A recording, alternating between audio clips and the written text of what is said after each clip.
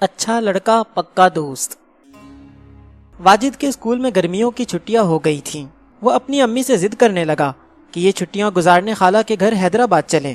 اس کی ضد سے مجبور ہو کر اس کی امی نے اس کے ابو سے بات کی اور بتایا کہ واجد خالہ کے گھر جانے کو کہہ رہا ہے۔ اس پر اس کے ابو نے کہا کہ ان کے دفتر میں اہم کام چل رہا ہے، انہیں چھٹی ملنا مشکل ہے۔ یہ ان کی مجبوری تھی جس کا واجد کی امی کو اندازہ تھا، مگر جب واجد کو انہوں نے یہ بات بتائی تو اس نے پھر بھی اپنی ضد نہیں چھوڑی اور ناراض ہو گیا۔ اس روز نہ تو اس نے دوپہر کا کھانا کھایا اور نہ ہی اپنے کمرے سے باہر نکلا۔ اپنی امی سے بات چیت تو اس نے صبح سے ہی بند کر دی تھی۔ اس کی امی کو یہ سب دیکھ کر افسوس ہوا۔ انہیں اس بات پر بھی دکھ تھا کہ واجد اپنے ابو کی مجبوری بھی نہیں سمجھ رہا تھا۔ چونکہ واجد ان کا اکلوتا بیٹا تھا، اس لیے امی اور ابو اس کے بہت لاڈ اٹھاتے تھے۔ اس لاڈ پیار کی وجہ سے وہ یہ سمجھنے لگا کہ اس کی بہت اہمیت ہے۔ اس بات نے اس میں ضدی پن پیدا کر دیا تھا، جس کی وجہ سے وہ کچھ خود سر بھی ہو گیا تھا۔ ہونا تو یہ چاہیے تھا کہ وہ اپنے ماں باپ کی محبت کی قدر کرتا، ان کا کہنا مانتا، ان کی خوشی میں خوش رہتا، خوب دل لگا کر پڑھتا اور گھر کے کام کاج میں اپنی امی کا ہاتھ بٹاتا، مگر وہ یہ سب کچھ نہیں کرتا تھا۔ اس کی امی بار بار کہتی تو وہ اسکول کا کام کرنے کے لیے بیٹھتا۔ وہ گھر کے کسی کام میں بھی ہاتھ نہیں لگاتا تھا۔ اسکول کا کام ختم کر کے وہ ہر وقت کھیل کود میں مصروف رہتا یا پھر کارٹون دیکھتا رہتا۔ ضد کر کر کے وہ اپنی ہر بات منوا لیتا تھا۔ اس کی امی اگر اسے کسی کام کا کہتی بھی تو وہ یا تو سنتا ہی نہیں تھا یا پھر انکار کر دیتا تھا۔ رات کو جب اس کی امی نے اس کے ابو کو بتایا کہ واجد ضد میں آ گیا ہے تو اس کے ابو بولے، واجد بچہ ہے، اس میں اتنی سمجھ نہیں ہے کہ ہماری تمہاری مجبوریاں سمجھے۔ ان چھٹیوں میں اس کے دوست بھی اپنے اپنے رشتہ داروں کے یہاں جا رہے ہوں گے، اسے بھی شوق ہو رہا ہے، تو پھر ہمیں کیا کرنا چاہیے؟ واجد کی امی نے کچھ حیرت سے پوچھا، اس کی خالہ کون سا دور رہتی ہیں؟ کراچی اور حیدرآباد کا فاصلہ زیادہ تو نہیں؟ کل اتوار ہے، اپنی گاڑی میں 2-2.5 گھنٹے میں حیدرآباد پہنچ جائیں گے۔ تم اپنی بہن سے بھی مل لینا، مگر وہ وہاں چند روز رہنا بھی چاہتا ہے۔ اس کی امی بولی، ہم اسے وہاں چھوڑ کر شام تک واپس لوٹ آئیں گے۔ اچھا ہے، وہ ہفتہ 10 دن اپنے کزنوں کے ساتھ رہ لے گا۔ اس کے ابو نے کہا، مگر میرا دل تو اسی میں پڑا رہے گا۔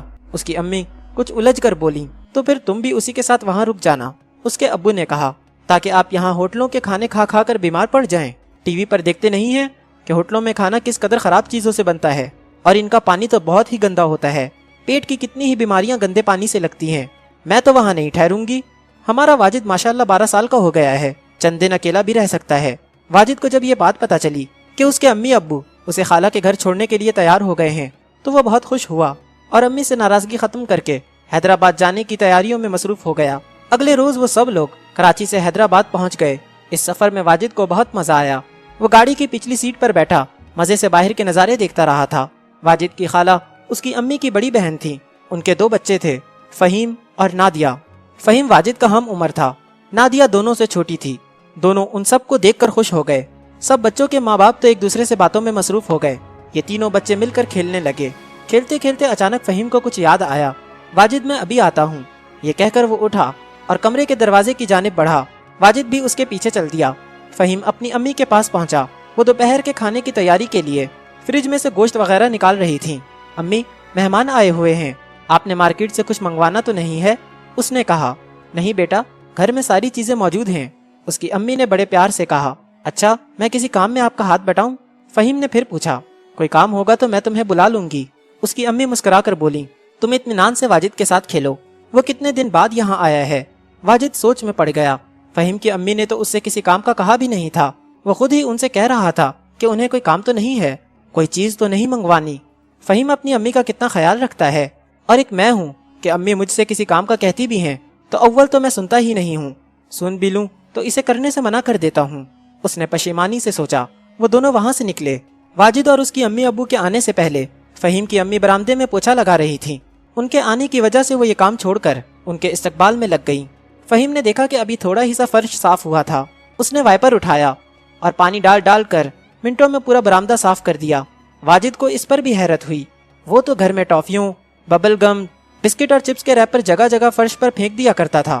کیچڑ میں لت پت جوتے لے کر گھر میں داخل ہو جاتا تھا۔ اس کی امی بیچاری صفائی کرتی پھرتی تھیں اور وہ صفائی میں ذرا بھی ہاتھ نہیں بٹاتا تھا۔ اپنی اس حرکت پر اسے شرمساری محسوس ہونے لگی۔ برآمدے کی صفائی سے فارغ ہو کر فہیم نے ہاتھ دھوئے اور واجد سے بولا، آؤ اب ہم بیٹھ کر مزے سے ویڈیو گیم کھیلیں گے، پرسوں میں گیم کی نئی CD لایا تھا۔ واجد اس کے ساتھ چل دیا۔ وہ لوگ ڈرائنگ روم سے گزرنے لگے تو فہیم کے پاپا باہر جانے کے لیے اٹھ رہے تھے۔ وہ انہیں دیکھ کر مسکرائے اور فہیم سے بولے، میں واجد کے ابو کے ساتھ ذرا باہر جا رہا ہوں، ہم تھوڑی دیر میں آ جائیں گے، کیا آپ گاڑی میں جائیں گے؟ فہیم نے پوچھا۔ نہیں، ہم قریب ہی جا رہے ہیں، ایک دوست کے پاس، پیدل ہی جائیں گے اور کھانے کے وقت تک واپس آ جائیں گے، اس کے پاپا نے بتایا۔ فہیم یہ سن کر جلدی سے اپنے کمرے میں گیا اور وہاں سے 2 چھتریاں لا کر ایک اپنے پاپا کو دی، دوسری واجد کے ابو کو، اور بولا بہت گرمی ہو رہی ہے باہر، بہت تیز دھوپ بھی ہے، بغیر چھتری کے باہر نکلنا مناسب نہ ہوگا۔ نادیہ کو بھی خبر ہو گئی تھی کہ اس کے پاپا اور خالو کسی دوست سے ملنے باہر جا رہے ہیں۔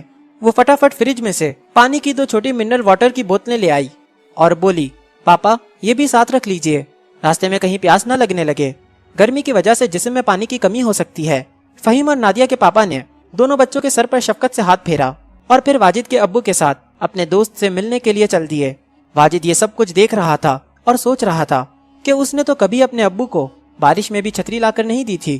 یہ سوچ کر اس کے چہرے پر ندامت طاری ہو گئی۔ ان کے جانے کے بعد فہیم واجد کو لے کر اپنے کمرے میں آیا۔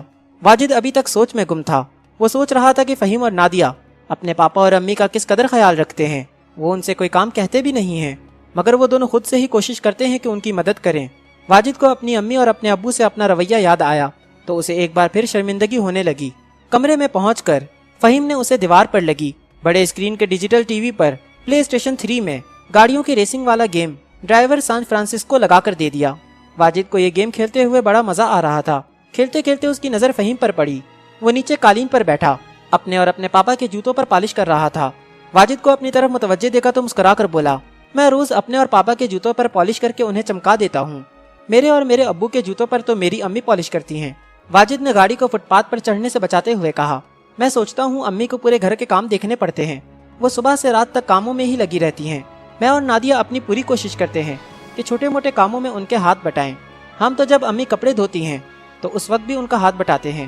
وہ مشین میں سے کپڑے نکال کر ایک ٹب میں رکھ دیتی ہیں، میں اسے اٹھا کر کپڑے لٹکانے والی رسی تک لے جاتا ہوں، نادیہ انہیں رسی پر ڈالتی رہتی ہے۔ فہیم نے بتایا کپڑوں پر استری کون کرتا ہے؟ واجد نے دلچسپی سے پوچھا۔ امی کہتی ہیں کہ ہم دونوں ابھی چھوٹے ہیں اس لیے وہ ہمیں استری کرنے نہیں دیتی، اس میں ہاتھ جلنے کا خطرہ ہوتا ہے، استری وہ خود کرتی ہیں۔ نادیہ ان کی یہ مدد کرتی ہے کہ استری شدہ کپڑوں کا ہینگر میں لٹکا کر الماری میں رکھتی جاتی ہے۔ فہیم نے بتایا اتنی دیر میں وہ جوتوں پر پالش کر چکا تھا، وہ انہیں ریک میں رکھنے چلا گیا۔ کچھ دیر بعد نادیہ نے آ کر بتایا کہ کھانا تیار ہے۔ وہ دونوں نادیہ کے ساتھ کمرے سے باہر آ گئے۔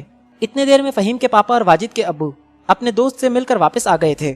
فہیم کے پاپا نے کہا شکریہ بچوں، تمہاری چھتریاں اور پانی کی بوتلیں بہت کام آئی تھیں، دھوپ بہت تیز تھی، جسم کا پانی فوراً ہی خشک کیے دے رہی تھی۔ یہ سن کر فہیم اور نادیہ خوش ہو گئے اور اپنا ایک ایک ہاتھ فضا میں بلند کر کے انہیں آپس میں ٹکرا کر خوشی کا اظہار کیا۔ سب لوگ کھانے کی ٹیبل پر بیٹھے تھے۔ واجد اور فہیم کی امیوں نے مل کر کھانا پکایا تھا۔ کھانے میں مٹن بریانی، کباب، قورمہ اور دال تھی۔ میٹھے میں مزیدار کھیر اور فروٹ کسٹرڈ تھا۔ ان چیزوں کی خوشبو نے ان کی بھوک بڑھا دی تھی۔ ابھی انہوں نے کھانا شروع کیا ہی تھا کہ دروازے پر لگی بیل کے بجنے کی آواز آئی۔ گھنٹی کی آواز سن کر فہیم کے ابو اٹھنے لگے، مگر ان کے اٹھنے سے پہلے ہی فہیم اپنا چمچہ پلیٹ میں چھوڑ کر اٹھ کھڑا ہوا اور بولا پاپا آپ آرام سے کھانا کھائیں، میں جا کر دیکھتا ہوں۔ یہ کہہ کر وہ چلا گیا۔ اسے جاتا دیکھا تو واجد کو یاد آیا کہ گھنٹی کی آواز پر یا تو اس کے ابو یا پھر اس کی امی دروازے پر جاتی تھیں۔ وہ مزے سے بیٹھا رہتا تھا۔ یہ بات یاد آئی تو اسے کچھ افسوس سا ہونے لگا۔ فہیم واپس آیا تو اس نے بتایا کہ اخبار والا اخباروں کے بل کے پیسے لینے آیا ہے۔ امی نے اپنے پرس میں سے پیسے نکال کر اسے دیے، جنہیں اس نے لے جا کر اخبار والے کو دے دیے۔ کھانا بہت اچھا پکا تھا، سب نے خوب سیر ہو کر کھایا۔ نادیہ بولی امی آپ نے اور خالہ جان نے تو آج کمال کر دیا، اتنا مزیدار کھانا بنایا تھا۔ اس کی بات سن کر اس کی امی اور خالہ دونوں مسکرانے لگیں۔ نادیہ کی بات سن کر واجد کو احساس ہوا کہ اس نے تو آج تک اپنی امی کے پکائے ہوئے کھانوں کی کبھی تعریف نہیں کی تھی، الٹا ناک منہ ہی چڑھاتا رہتا تھا۔ کھانے کے بعد بچوں نے تو اپنی اپنی پسند کی کولڈ ڈرنک پی، بڑوں کے لیے قہوہ بننے لگا۔ فہیم اور نادیہ ٹیبل پر سے برتن اٹھا کر کچن میں لے جانے لگے۔ واجد کو یہ دیکھ کر بہت حیرت ہوئی، یہ کام تو امی کا ہوتا ہے، اس نے سوچا۔ اسے ان دونوں بہن بھائی کی حرکتیں بہت عجیب سی لگ رہی تھیں، مگر انہیں دیکھنے میں مزہ بھی بہت آ رہا تھا۔ جب وہ کسی کام میں اپنی امی اور ابو کی مدد کرتے تھے تو ان کے چہرے پر اپنے بچوں کے لیے ایک خاص شفقت اور محبت نظر آتی تھی۔ وہ نہ صرف ان کو شاباش دیتے تھے بلکہ ان کے منہ سے اپنے بچوں کے لیے دعائیں بھی نکلتی تھیں۔ واجد نے دیکھا کہ دونوں نے وہ برتن صرف سنک پر رکھ ہی نہیں دیے تھے بلکہ نادیہ انہیں دھونے لگی تھی اور فہیم انہیں ایک کپڑے سے خشک کر کے برتنوں کے ریک میں رکھتا جا رہا تھا۔ اس کام میں انہیں مشکل سے 10 منٹ ہی لگے تھے۔ نادیہ کو برتن دھوتے دیکھ کر خالہ نے اس کی مدد کی کوشش کی تو اس نے ہنس کر انہیں منع کر دیا۔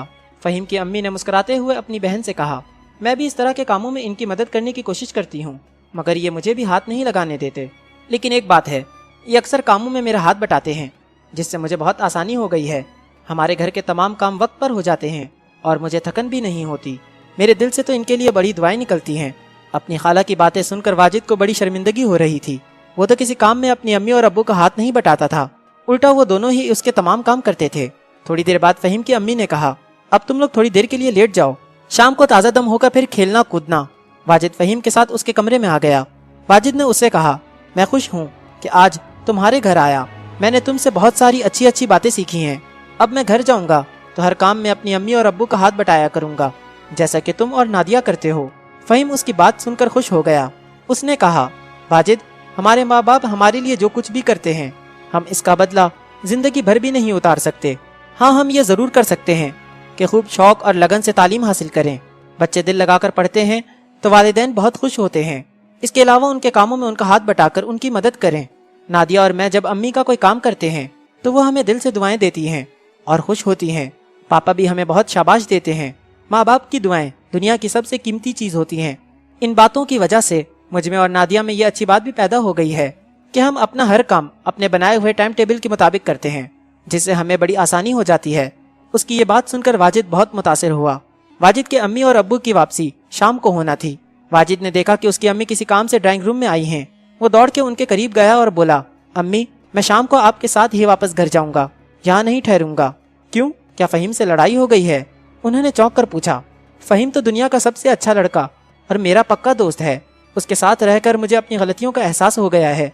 मैं घर जाकर आपके हर काम में हाथ बटाया करूंगा। आपके पकाए हुए खानों में कोई ऐब भी नहीं निकालूंगा। आप जो कहा करेंगी मैं किया करूंगा। इसके अलावा खूब दिल लगाकर पढ़ूंगा भी। उसकी बातें सुनकर पहले तो उसकी अम्मी उसे बेयकीनी से देखने लगी, फिर उन्होंने उसे मोहब्बत से अपने गले से लगा लिया और उसकी पेशानी चूम कर बोली, वाजिद, मेरे हल्के से चुटकी तो लो, मैं कहीं ख्वाब तो नहीं देख रही। अपनी अम्मी के चुटकी भरना अच्छी बात नहीं होती। वाजिद ने हंसकर कहा, आप ख्वाब नहीं देख रही, यह हकीकत है। मैं खाला जान के घर आया था तो एक बुरा लड़का था, अब वापस जाऊंगा तो अच्छा लड़का बनकर जाऊंगा। शाम को उनकी रवानगी का वक्त आया तो नादिया बोली, वाजिद भाई, आप तो थोड़े दिन हमारे घर ठहर जाएं, खाला खालू आपको बाद में ले जाएंगे। फहीम बोला, हाँ वाजिद, हम ठंडी सड़क भी जाएंगे, वहाँ ठंडा ठंडा पानी होता है, छोटी छोटी मछलियाँ भी पकड़ेंगे। मैं ठहर तो जाता, हमारा प्रोग्राम भी यही था, मगर अब मुझे अम्मी अब्बू के बगैर जरा भी मजा नहीं आएगा। कभी अब्बू का ऑफिस से छुट्टी मिलेगी तो हम सब दोबारा आएंगे और काफी दिन यहाँ ठहरेंगे। वाजिद ने कहा। उसकी बात पर उसके अब्बू ने हैरत से उसकी अम्मी की तरफ देखा तो वो मुस्कुराकर धीरे से बोली, हमारा वाजिद अब एक अच्छा लड़का बन गया है, तफसील मैं आपको बाद में बताऊंगी। थोड़ी देर बाद जब उसके अब्बू ने गाड़ी स्टार्ट की तो वाजिद ने जल्दी से आगे बढ़कर गाड़ी का अगला दरवाजा खोला और थोड़ा सा झुककर बड़े अदब से अपनी अम्मी से बोला, अम्मी आइए बैठिए। उसकी अम्मी मुस्कुराकर गाड़ी में बैठ गई।